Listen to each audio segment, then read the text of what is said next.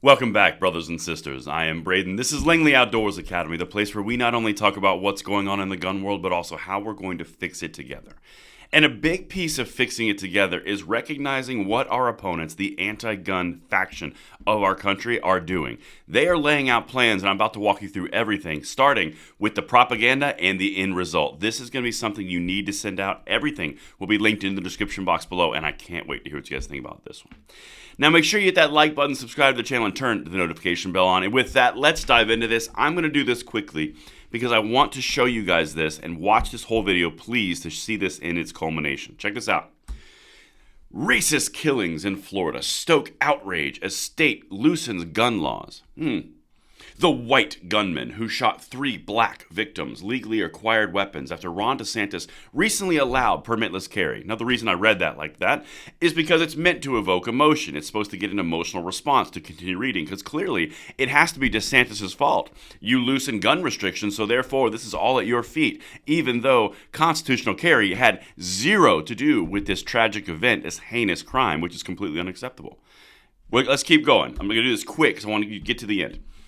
The murder of 3 black people in a racist killing in Jacksonville, Florida, has devastated the community and stoked renewed outrage over the state's increasingly loose gun regulations. You guys angry yet? You guys angry? We said it again. The white gunman who perpetrated the Jacksonville shooting appears to have legally acquired the weapons used in the attack. A Glock handgun and an AR-15 style rifle emblazoned with swastikas. Legally acquired. Well, that's interesting.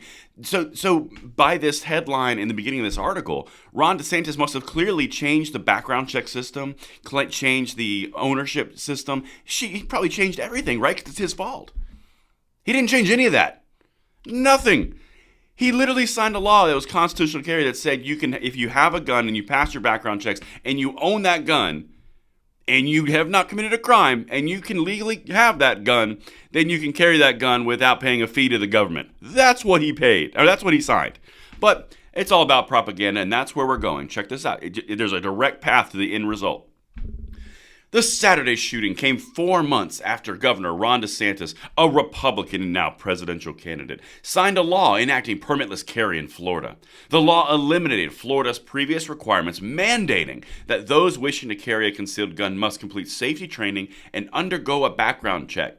The second background check, not the background check to own the gun. These people are lying to you. It's all manipulation wrapped in extreme emotion and inflammatory language. There's a reason. They're stirring stuff up. They say the quiet part out loud, and then they get to their end result. Check this out. It remains unclear whether a more thorough background check would have impeded gun purchases for the shooter. Well, that's weird. Who had no criminal arrest history but was once held involuntarily in a mental health facility. As authorities continue to investigate the shooting, gun safety advocates and racial justice leaders have called for a re-examination of Florida's firearm regulations.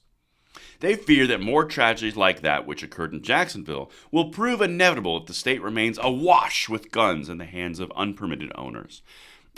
You're like putting that language out there like you have to have a permit to own a gun. You don't. That's not true. In the state of Florida, in fact, most states in the United States, you don't have to have a permit to own a gun because it's a constitutional right. Permitting to have a constitutional right is unconstitutional. But let's continue. We're getting to the end part because this is where they're laying the groundwork to get you what they want. Check this out. Quote, gun violence has been a serious problem in Florida, and with the passage of permitless carry earlier this year, it will undoubtedly rise, said Samantha Barrios, Florida State Director for the gun safety group Giffords. Well, wouldn't you know it? Gifford shows up. Florida's weak gun laws have made us home to too many mass shootings. If Governor DeSantis is serious about stopping future tragedies, he would support overturning permitless carry and work to strengthen Florida's gun laws. How about no? So that's Giffords.org. Here comes March for Our Lives. Check this out. This is the destination. This is the payoff.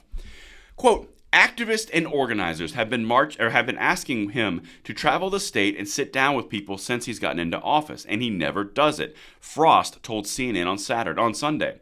What I would tell him is, Governor, we need a special session on gun violence. We needed it when you first started, and we need it now more than ever. This is Maxwell Frost. This is one of the first March for Our Lives volunteers that got elected. They put it all over Davey Hogg's Twitter feed.